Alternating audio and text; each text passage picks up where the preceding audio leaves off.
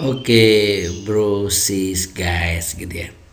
Lihat di sini kita akan kerjakan apa nih? Ini ada grafik ya.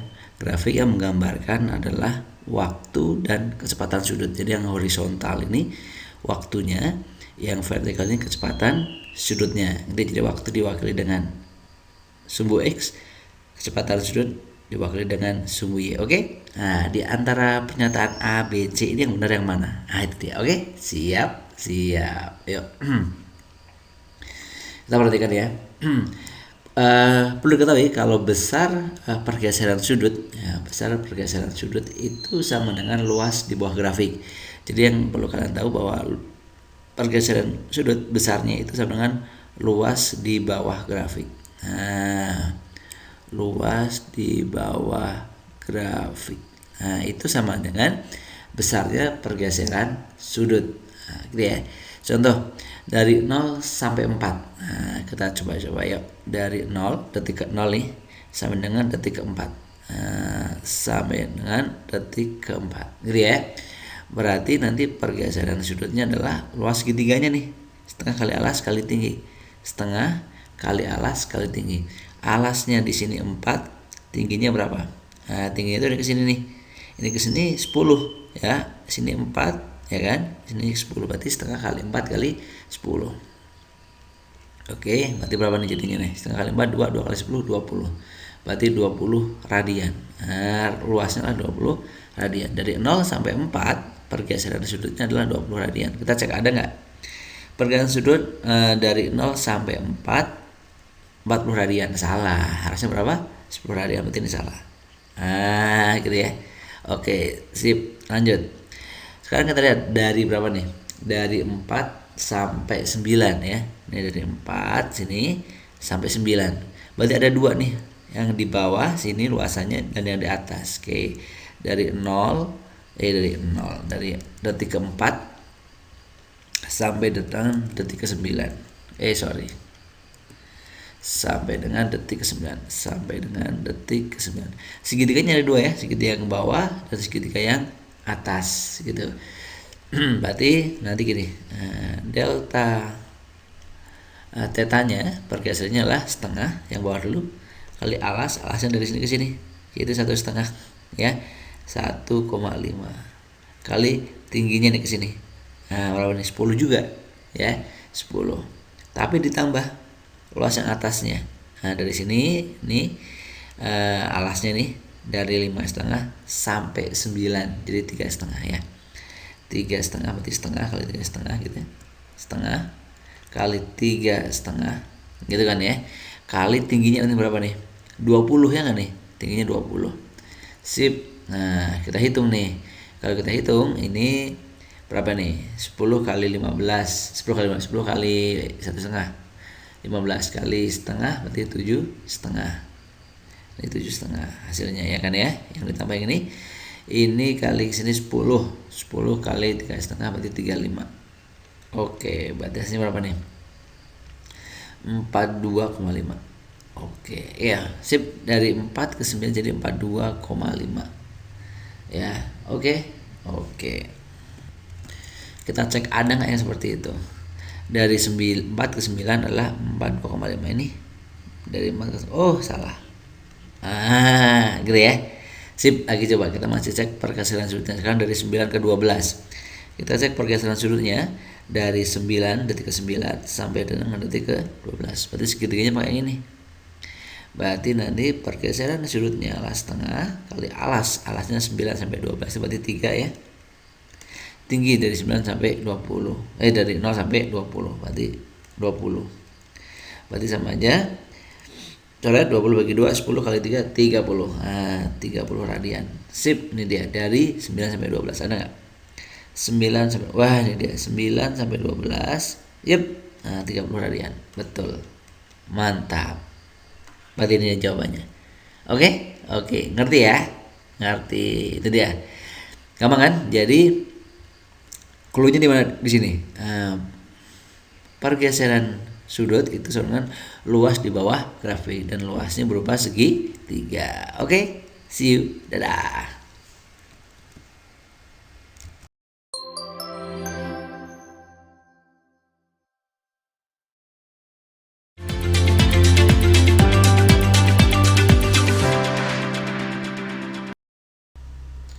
Halo bro sis, oke, kita baca soalnya yuk. Nah, ini gimana nih? Sebuah semprotan nyamuk tersusun atas pipa vertikal yang tercelup dalam cairan anti nyamuk.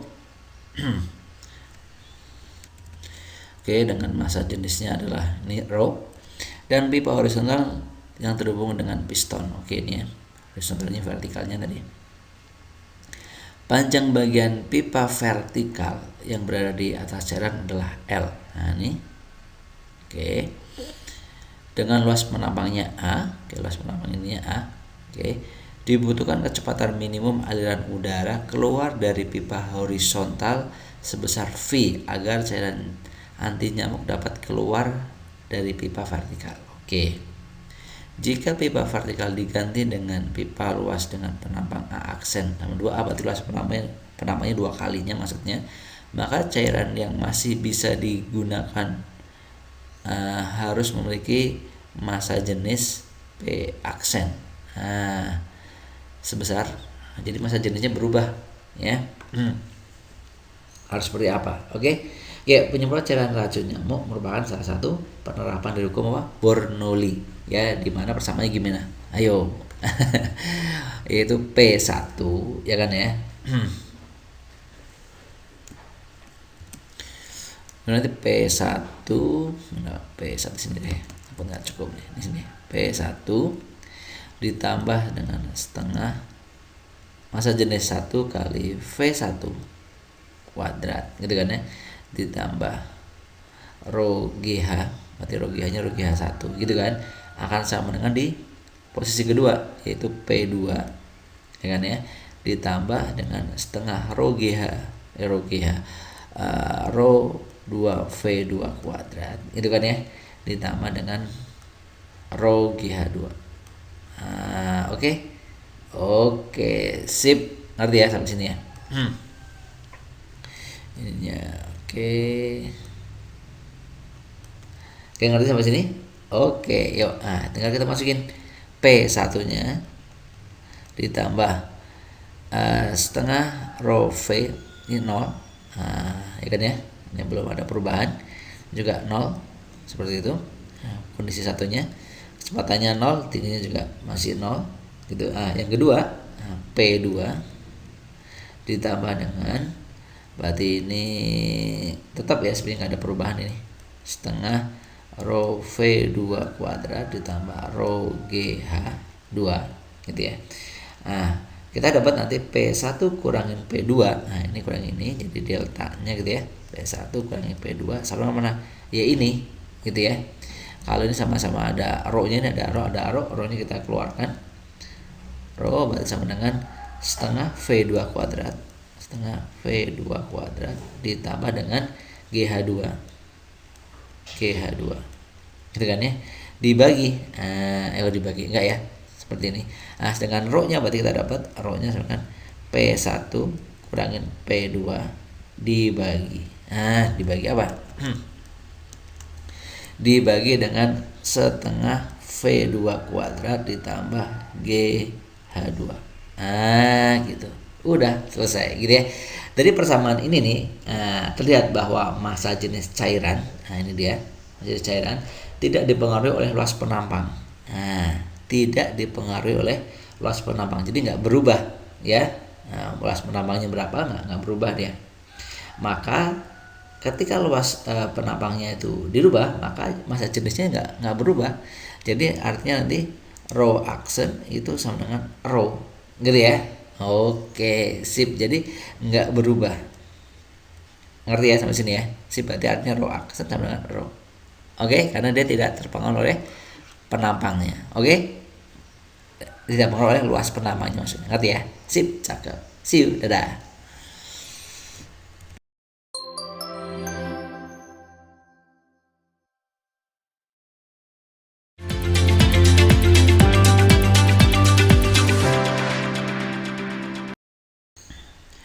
Oke, bro sis guys, kita baca lagi soalnya ya. Kalor jenis S akan ditentukan dengan cara memberikan kalor 4 kJ pada 2 kg S bersuhu min 10 derajat Celcius. Jika kalori lebur es 340 kJ per kilogram dan setelah terjadi kesetimbangan termal tersisa 0,5 kg es, maka kalori jenis es pada percobaan tersebut adalah. Oke, coba kita gambar grafiknya. Oke ya. Oke, berarti kurang lebih grafiknya seperti ini. Es menyerap kalori dengan siklus A, B, C. Dari A ke B, es menyerap kalori untuk merubah suhu dari min 10 derajat menjadi 0 derajat. Nah, gitu kan ya. Oke. Sip, berikutnya dari B ke C ya, es menyerap kalori untuk merubah wujud atau melebur. Jadi dari sini ke sini untuk merubah suhunya. Ya, belum melebur nih, gitu kan ya. Terus dari B ke C dia butuh kalori untuk melebur tapi suhunya tetap ya, yaitu di 0 derajat. Oke, sip, kebayang ya. Oke, mantap. Jadi kalau digunakan rumusnya kan di sini pakainya apa ini? Yang di sini ini pakainya adalah yang M kali C kali delta T, ya kan ya? Ini untuk merubah suhunya. Kalau di sini kelebur nih. Nah, berarti nanti pakainya yang M kali L. Nah, gitu ya. Oke? Mantap. Oke. Sip. Berarti gini. Berarti kalori totalnya nih I sama dengan ya ini, tambahin ini sama ini, itu M kali C kali delta T, seperti itu. Delta T ya gini ya, karena beda. Kalau delta T kayak kecil itu berarti waktu, kalau ini suhunya, ditambah dengan M kali L. Oke, kalau ini kondisinya ini S berarti masa S ini S juga CS nya gitu ya. Ini masa lebur sama kalornya. Oke ya, ini masanya, masa yang melebur, ini kalornya kalor lebur. Misalnya M1, ini L1 deh misalnya. Oke. Masukin masa S. Masa S awalnya berapa? 2 ya. 2. Oke. Terus berikutnya ini kalau leburnya kita nggak tahu nih C-nya. CS-nya kita yang akan cari ya. CS-nya. Oke, delta T-nya dari 0 sampai min 10. Dari min 10 sampai 0 atau 10 sebenarnya ya. 10 derajat. Ditambah M-nya yang sudah melebur ini kan. Setelah terjadi kesetimbangan sisanya 0,9. Jadi yang melebur berapa? Ya 2 kilo kurangi 0,9 kan awalnya 2 kilo. 0,95 maksudnya ya. Kan awalnya 2 kilo. Nah, gitu. Kali kalau leburnya berapa? 3.400 3.340. Ini masih kilojoule. Kalau jadikan joule ya tinggal 34000. Gitu kurang lebih. Oke, berarti ini kalau kita hitung. Sedangkan ini kalau jenis S akan ditentukan dengan cara memberikan 400 kilojoule. Berarti kalau kita bikin jadi 400.000 sini. Nah, kita rubah ke bentuk joule-nya, gitu ya. Sip. Berarti nanti 400.000 sama dengan 20 kali C-nya S, ya kan? Ditambah ini kurangi ini, yaitu berapa nih? Mendekati 1 ya. Ini 1,05 kali ke sini kurang lebih 357 lah ya. 357.000 joule ya kan. Tinggal kita cari ini ya nih. Kalau jenis S-nya ya berarti artinya kita tinggal ini kurangin ini ya enggak? Berarti 400.000 kurangi 357.000 sama dengan 20 kali C-nya S. Oke, berarti artinya berapa nih? Ini kurang ini 43.000 ya. Betul, 43.000 berarti 20 C-nya S sama dengan 43.000. Sip. Oke, berarti C-nya S sama dengan 43.000 dibagi 20. Nah, gitu doang tuh. Sip. Jadi berapa nih kira-kira nih? Nolnya coret. 4.300 bagi 2 berarti 2.150. Joule kilogram Celsius. Sip, cakep. Itu dia. Inilah apanya nah? Inilah kalori jenis S-nya. Ini kalori jenis S-nya. Ada nggak kira-kira ya? 3, 2, 1, 50. Sip, cakep. Gitu ya. Udah. Nah, kuncinya cuma di sini doang ya. Oke, mantap. See you. Dadah, semangat.